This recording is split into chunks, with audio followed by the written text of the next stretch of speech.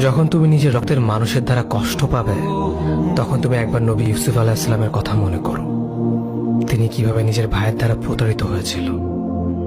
যখন তোমার বাবা মা না বুঝে তোমার বিরুদ্ধাচরণ করে, তখন নবী ইব্রাহিম আলাইহিস সালামের কথা মনে করো। তার বাবা তাকে আগুনে নিক্ষেপ করায় ভূমিকা রেখেছিল। যখন তুমি সমস্যা থেকে পরিত্রাণের জন্য কোনো পথ পাবে না, তখন ইউনুস আলাইহিস সালামের কথা ভেবো। তিনি কতটা সময় তিমি মাছের পেটে আটকা পড়েছিল। যখন তোমার নামে কেউ মিথ্যা অপবাদ ছড়িয়ে দেবে, তখন মা আয়েশা রাদিয়াল্লাহু আনহার কথা মনে করো। তার নামে পুরো শহর জুড়ে কুৎসা রচনা করা হয়েছিল। যখন তুমি অসুস্থ ব্যথার যন্ত্রণায় কাতরাতে থাকো, তখন নবী আইয়ুব আলাইহিস সালামের কথা ভেবো। তিনি ভয়ঙ্কর এক ভাইরাসজনিত রোগে আক্রান্ত হয়ে তোমার থেকে বেশি কষ্ট পেয়েছিল। যখন তুমি দিনের কোনো বিধান নীতিতে যুক্তি খুঁজে পাও না, তখন নবী নূহ আলাইহিস সালামের কথা ভেবো। তিনি কোনো প্রশ্ন ছাড়াই মরুভূমিতে নৌকা তৈরি করেছিল।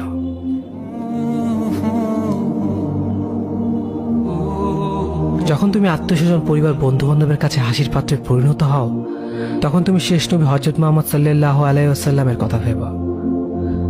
রাসূল সাল্লাল্লাহু আলাইহি ওয়াসাল্লাম বলেছিলেন, সবচেয়ে বড় পরীক্ষা দিয়ে সব থেকে বড় পুরস্কার আসে। যখন আল্লাহ কাউকে ভালোবাসেন, তখন তাকে পরীক্ষা করেন, এবং যে এই পরীক্ষাগুলো মেনে নেয়, সে আল্লাহর সন্তুষ্টি অর্জন করে। আর যে অভিযোগ করে, সে তার ক্রোধের পাত্র হয়। হে আল্লাহ, তোমার কথা মনে করা, তোমার প্রতি কৃতজ্ঞ হওয়ার এবং তোমার ইবাদত করার তৌফিক আমাদের দান করো। আমিন। যেভাবে তুমি সন্তুষ্ট হও, সেভাবেই আমাদের পরিচালিত করো।